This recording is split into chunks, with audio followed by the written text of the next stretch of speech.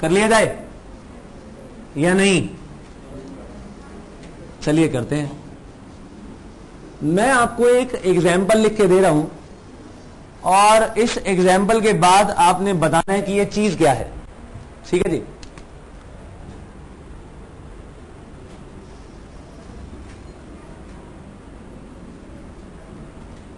$10 lakh equity shares of ₹10 each.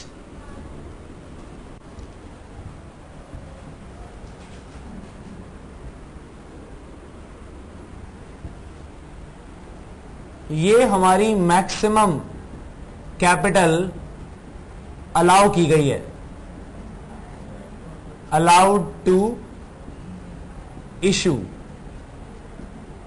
ये वो हिस्सा है जिससे ज्यादा हम मार्केट में इशू नहीं कर सकते। बताओ क्या कहूं इसे? ये है हमारी ऑथराइज्ड या फिर नॉमिनल कैपिटल। क्या बोलते हैं इसे? ऑथराइज्ड, नॉमिनल या रजिस्टर्ड कैपिटल। क्या बोलते हैं इसे? ऑथराइज्ड, नॉमिनल या फिर रजिस्टर्ड कैपिटल।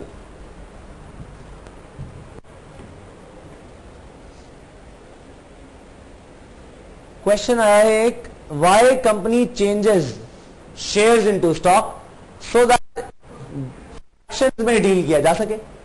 सिंपल सा केस है। फ्रैक्शंस में डील करना जब होता है और शेयर के ट्रांसफर को, प्रोसीजर को फास्ट करना होता है तो हम स्टॉक में कन्वर्ट कराते हैं। सिंपल सी बात। चलिए आगे चलते हैं। मान लिया जाए कंपनी ने कहा जी मुझे तो अभी इस पूरे अमाउंट की रिक्वायरमेंट नहीं है, ये तो 1 करोड़ रुपया बन रहा है। कंपनी ने कहा कि हमें तो अभी बस 50 लाख रुपए की जरूरत है। तो 50 लाख रुपया जो है कंपनी को इस वक्त चाहिए। कुछ पूछना है आपने? फ्रैक्शन में डिवाइड कैसे कर सकते हैं शेयर्स को, स्टॉक को? डिवीजन नहीं, जितने रुपए का भी उसमें हिस्सा बेचना चाहूं बेच सकता हूं। जितने रुपए का भी हिस्सा मैं बेचना चाहूं मैं उसे बेच सकता हूं। जैसे कि मेरे पास 10 चेयर हैं, क्या मैं ये तो कर सकता हूं ना कि चलो जी 10 में से 2 चेयर बेच दी। डिनोमिनेशन क्या है? 1 चेयर पूरी है। मैं कहता हूं नहीं जी मैं तो इसकी 1 लेग बेचूंगा। क्या बेच सकता हूं? क्या इसकी लेग बेच सकता हूं मैं 1? नहीं। लेकिन अगर एक ऐसा पर्सन है जो कि जंक में डील करता है तो उस चेयर की वैल्यू है या उसके किसी भी पार्ट की वैल्यू है, तो वो टूटी हुई चेयर भी करेगा और उसका एक पार्ट भी बेच देगा। बात समझे कि नहीं? सो कंपनी ने यह कहा कि जी 50 लाख रुपया हमें चाहिए, तो क्या किया जाए? 5 lakh shares at the rate of 10 each. इन्होंने विचार बनाया कि हम इसको क्या कर दें? इश्यू कर दें। तो अगर मार्केट में प्रोस्पेक्टस ये निकाला कि जी 5 लाख शेयर हम इश्यू करेंगे, तो ये क्या कहलाएगी? Issued capital. क्या कहलाएगी? Issued capital. ठीक बात है कि नहीं? और बाकी 5 लाख क्या है फिर? Unissued capital. ठीक बात है कि नहीं? तो एक हिस्सा 5 लाख अगर इश्यू हो गया 5 लाख शेयर्स का और 50 लाख रुपए का अमाउंट हो गया, तो बाकी कौन सा है? अनइश्यूड कैपिटल है। तो ये सारा का सारा अकाउंट्स का पोर्शन जो ऑलरेडी आप कुछ 12th में सीख चुके हैं, बट स्टिल थोड़ा सा रिवीजन रिक्वायर्ड है। तो ये हिस्सा क्या है? जो कि अभी तक इश्यू नहीं किया है। पॉइंट नंबर 1, पॉइंट नंबर 2, ये दोनों पॉइंट नंबर 2 है। चलिए अब क्या ये जरूरी है कि जी हम जितने शेयर्स मार्केट में लेकर आएंगे ये सारे बिक जाएंगे? नहीं। हो सकता है कि लोगों ने 6 लाख शेयर्स के लिए अप्लाई कर दिया, तो भाई फायदा हुआ कि नहीं? ओवर चलो 6 के 6 लो कर दे। लोगों ने 6 लाख शेयर मांग लिए, तो क्या बुराई है भाई? तुम्हारे पास पैसा ही तो आ रहा है, कर दो इशू। क्या कर पाएंगे? हम मैक्स 5 लाख शेयर ही इशू कर पाएंगे।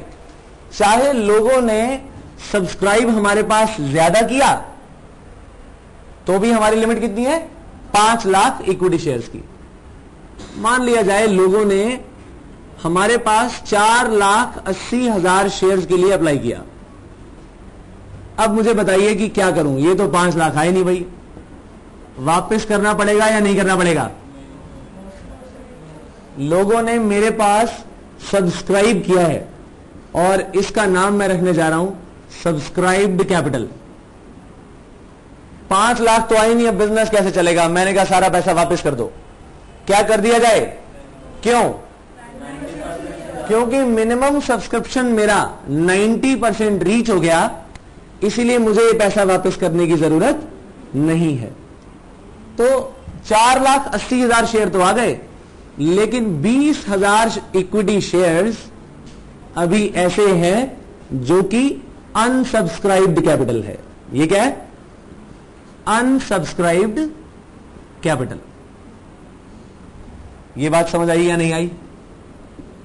हालांकि अनसब्सक्राइब्ड और ये अनइशूड, इनके बारे में ना ज्यादा कभी बात की नहीं जाती, फिर भी हमें मालूम होना चाहिए कि ये अनसब्सक्राइब्ड है तो क्यों है। पॉइंट नंबर 4 की बात करते हैं। अब आप सभी ये बात तो जानते ही हैं कि पैसा शेयर का इकट्ठा कभी नहीं मंगाया जाता। मंगाया जा भी सकता है, लेकिन मान लिया जाए कि ये मंगवाया नहीं गया, इंस्टॉलमेंट्स में मंगाया गया पैसा। पहली इंस्टॉलमेंट का नाम एप्लीकेशन, इन्होंने कहा दूसरी का अलॉटमेंट और तीसरी का कॉल। आज तक अलॉटमेंट तक का पैसा मंगवा लिया गया।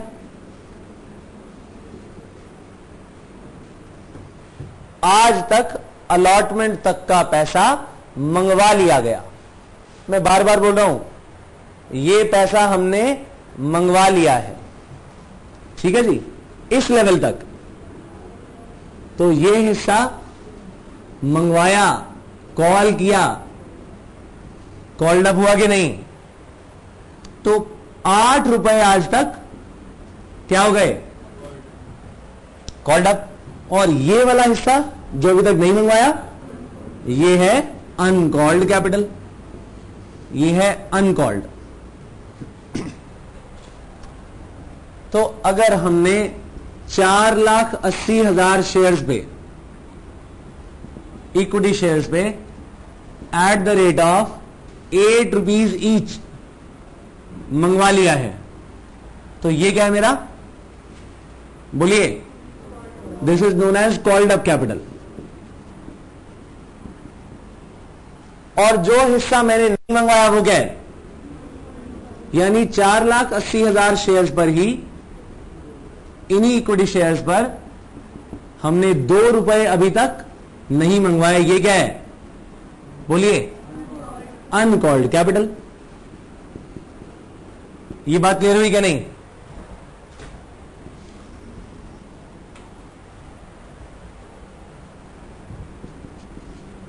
अब भाई मंगवाया तो हमने है, क्या ये जरूरी है कि सारे के सारे लोग पैसा पे ही कर दें? कुछ लोग ऐसे भी तो हो सकते हैं जो पूरा पैसा ना पे करें, यानी हो सकता है उन्होंने एप्लीकेशन मनी तो दे दिया लेकिन अलॉटमेंट मनी नहीं दिया। ऐसा हो सकता है कि नहीं?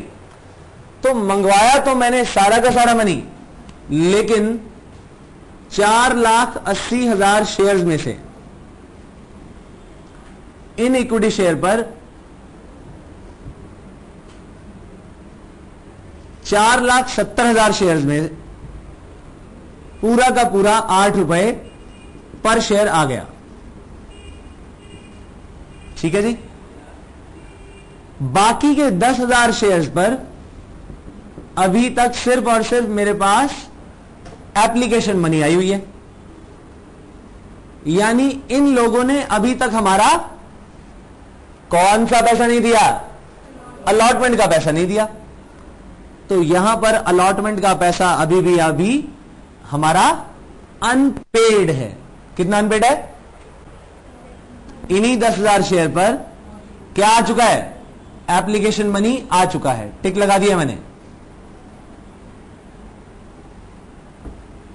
4,70,000 शेयर पर सारा का सारा पैसा आ गया जितना मंगवाया। 10,000 शेयर पर अभी सिर्फ 3 आए हैं। जितना पैसा ये टोटल है ये मेरी पेड अप कैपिटल है। क्या है ये? Paid up capital. और मान लिया जाए कि शेयर हैं, उसको हमने बता दिया जी आप जल्दी से जल्दी पैसा दे दो। पैसा अभी उसने हमें देना है eight the rate of 5 weeks. ये हिस्सा क्या है? ये मुझे अभी तक बोलिए नहीं मिला। ये क्या है? Unpaid capital. क्या है ये? Unpaid capital.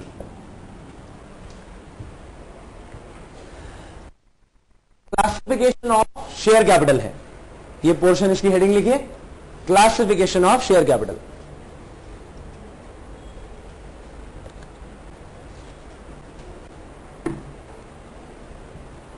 ये है हिस्सा क्लासिफिकेशन ऑफ शेयर कैपिटल का। ठीक है जी।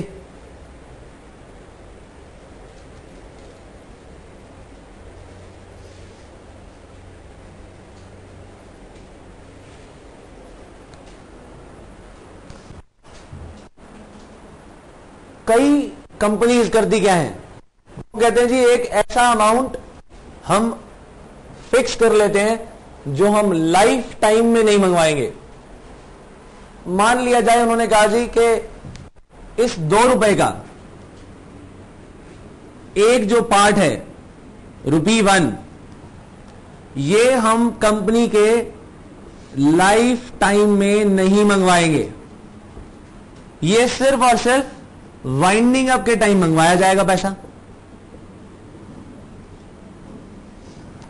जो हिस्सा आपने एक तरीके से रिजर्व कर दिया, किस वक्त के लिए? कि अगर कंपनी बंद हुई तो कंपनी के बंद होते वक्त हम ये हिस्सा तब मंगवाएंगे, लाइफ टाइम में हम इसे मंगवाएंगे नहीं। तो ये कहलाती है reserve capital. Reserve capital, capital का वो हिस्सा, शेयर कैपिटल का वो हिस्सा जिसे हमने रिजर्व करके रख लिया है। हम अपने शेयर होल्डर से सिर्फ और सिर्फ तभी मंगवाएंगे जब हमारी कंपनी वाइंडिंग अप होगा इसका, उससे पहले नहीं मंगवाएंगे। तो ये पैसा जो है पर शेयर यानी ₹1 eight the rate of 4,80,000 share eight the rate of ₹1, 4,80,000 ये वो हिस्सा है जो हम कब मंगवाएंगे? वाइंडिंग अप के टाइम, उससे पहले नहीं मंगवाएंगे। मेरे ख्याल से सारी की सारी बातें क्लियर है। तो अनपेड कैपिटल जो है, आपको याद है ना कि हम इसे कॉल इन अरियर्स के नाम से एंट्री करते थे। हां जी, बोलते थे या नहीं? तो ये कॉल इन अरियर्स भी कहलाता है। याद होना चाहिए आपको ये। चलिए, क्लासिफिकेशन हमारा पूरा हो चुका है। सीधा रिजर्व कैपिटल सेक्शन 99 पे आ जाते हैं। ठीक है। It is that part of the by a special resolution decides, underline करिए, बिना स्पेशल रेजोल्यूशन पास किए काम होना नामुमकिन है। ठीक है जी। सो डिसाइड क्या किया? Not to call, what not to call? A part of uncalled capital. क्या कहा मैंने? A part of uncalled capital. जरा बताइए कि ये 2 रुपए क्या था? 2 रुपए 4,80,000 शेयर्स पर ये क्या है? अनकॉल्ड। तो ये वो कौन सा हिस्सा जो हमने रिजर्व किया? अनकॉल्ड कैपिटल का वो हिस्सा जो हम लाइफ टाइम में नहीं मंगवाएंगे, वाइंडिंग अप के टाइम मंगवाएंगे। यही तो रिजर्व कैपिटल है। आइए दोबारा पढ़े। So this reserve capital, it is that part of uncalled capital, 2 रुपए अनकॉल्ड का वो हिस्सा which the company by a special resolution decides not to call except in the event of winding up of the company and for the purpose of winding up of the